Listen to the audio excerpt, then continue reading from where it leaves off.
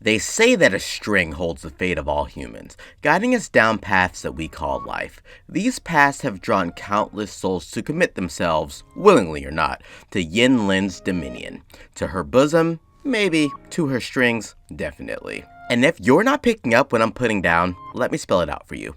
You're Yin Lin's puppet, so let's make sure that you're at least a good puppet who knows how to use her properly. Yin Lin is an electro, coordinated attacking quick swap DPS. She fits into many teams like a glove and can even be used in teams where she may not be so welcome. I'll be going over her kit, echoes, weapons, and team options, as well as sequences to see if you desire these strings to bind you. Firstly, Yin Lin thrives on two key mechanics, her Resonance Liberation and a Resonance skill. It's important to know that Yin Lin's entire kit is quick swappable as well. You can quick swap her Resonance skill, her normal attacks, and her enhanced Resonance skill. Let's talk about each of those parts of her kit. Yin Lin starts with her Resonance skill. This allows her to hit all marked enemy with her basic attack. How do you mark the enemies, you may be asking? Well, that's easy. Hit them with your basic attack, Resonance Liberation, or intro skill.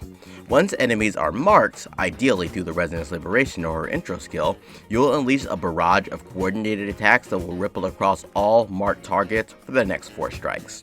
The second part of her Resonance skill is just a bit more damage, but it does have some decent AoE. The next part of her kit is her Forte Circuit. When it's full and you use it, every enemy who was previously marked will be able to be hit by a coordinated attack regardless of what attack they are hit with. This is the essence of her off-field presence. This mark, the punishment mark, lasts for 18 seconds and you'll want to refresh this during your rotation when you actually get back onto Yin Lin. So you will easily be able to weave in her Liberation, intro skill, and basic attack to keep up the punishment mark with Yin Lin. Most, if not all of her actions are quick swappable, making her quite a flexible support character. Lastly, the biggest boon of her kit is her outro skill. I've actually learned that despite having an insanely powerful outro buff, you shouldn't really rely on it too much as quick swapping will get you more damage, but it's still very noteworthy for her partners. She's going to be granting a 25% Resonance Liberation damage boost alongside a 20% electro damage boost. Yin Lin is able to keep up steady pressure in combat, and with the ability to weave in attacks seamlessly, she is an amazing character to have in any team. Her power is really reliant on how well you use her, so if you find her power lacking, then you're either using a 4-star weapon on her, or it's a pure skill issue. Learning how to quick swap with her is essential if you want to master her gameplay. She is similar to Chun-Li, where the better you are at the game's mechanics, the better you can actually use her. With all of that being said, you definitely want to use the right echoes on her, right? Yin Lin's best echoes naturally belong to the Electro set. As for the 4-cost echo, just pretend the Thundering Memphis doesn't even exist. It's abysmal, and by the time you're done activating its effect, you could have examined Yin Lin's fine posture from this pose. Now while you're staring at Yin Lin's divine figure, would you mind please guiding your mouse to that subscribe button? You've got one hand free, right? So you may as well like this video since you're going to be staring at Yin Lin for quite a while. So the Tempest Memphis is going to be your go-to choice. It's quick swappable and perfect for her in regards of buffs anyways. Other than that, for the 3-cost pieces, you're going to want electro damage, but you can use attack percent if you have it and you have really good substats. The difference in damage is actually not that massive. And of course, for the 1-cost echoes, you're going to want attack percent. For substat priorities, then you want a little bit of energy recharge, not too much, but 2 to 4 would be very good to getting her liberation up all the time.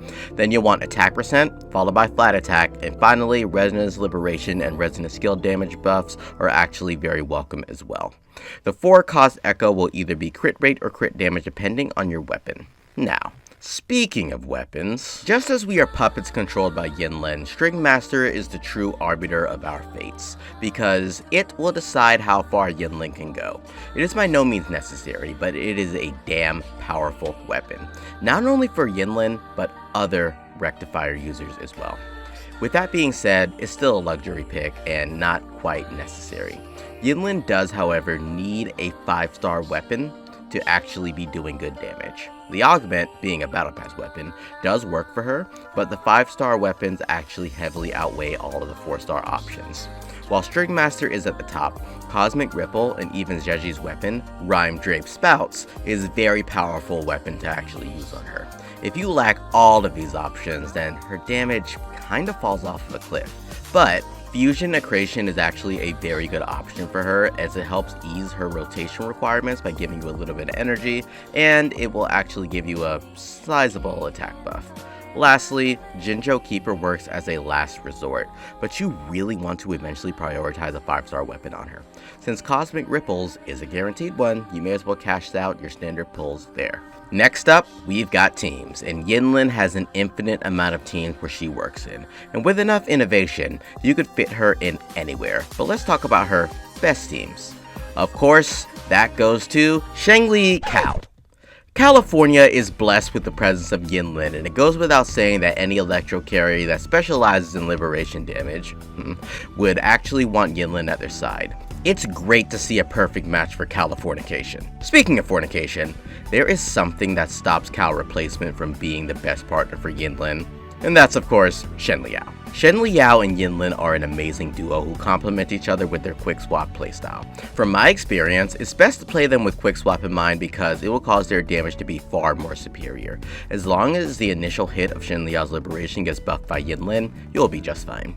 Even then, it's not that important if you actually play perfect quick swap. Constant damage from 2 DPS far outweighs a hyper carry from a Shen Liao team. Other than the obvious choice, she is actually great in any team that likes quick swapping, alongside any character that has liberation damage that actually does damage, of course. Jin Shi, Shun Li, and Qixia, or any future character for that matter, can inherit this role. She's versatile and fits into many teams, so make sure to make good use of her. Now then, Yin Lin's sequences. Instead of explaining the sequences like I normally do, let me just tell you what's worth it and what's not worth it. None of them are really worth it, and if you really do want to raise her, each sequence adds a decent amount of utility and power to her kit. Her S3 and S5 boost her overall damage the most, but you have to go pretty far to actually activate them. Her S6 is a sizable increase in damage, doing a huge amount of damage after you use her liberation damage for the first 4 hits after that. This is a giant nuke of electro damage. Her other sequences, being S1 and S2, add a little bit of utility to Yin Lin with a small increases damage as well, and her S4 increases the overall team's attack by 20%. I wouldn't really recommend going for sequences on Yin Lin because her biggest upgrade is at S6, and if you intend on actually maxing her out, because she currently has the strings wrapped around your heart and you would die if you don't actually pull for her sequences, then I wouldn't really recommend going for those sequences, but by all means, if that's the case, then go ahead and get those sequences because they'll still be great increases to her damage. So is Yin Lin worth it in today's age? If you already have Shen Liao, or plan on getting both Yin Lin and Shen Liao, then hell yeah, she's worth it. She is a suitable side grade to any team as a sub-DPS either way, and she will always be useful in a quick swap oriented team that specializes in liberation damage. Her outro makes her valuable in any future electro carry team because more than likely she will be slotted in beside them. Her reliance on power is tied to the fact that you do need her signature weapon to actually get the most out of her, but that kinda goes for any character. But Yin Lin definitely needs at least a 5-star weapon to actually get some good damage out of her. She is very fun to play, and when I want to go with a quick swap team, then I always swap her in there. And at the end of the day, Yin Lin will always be sitting here if you really want to get her.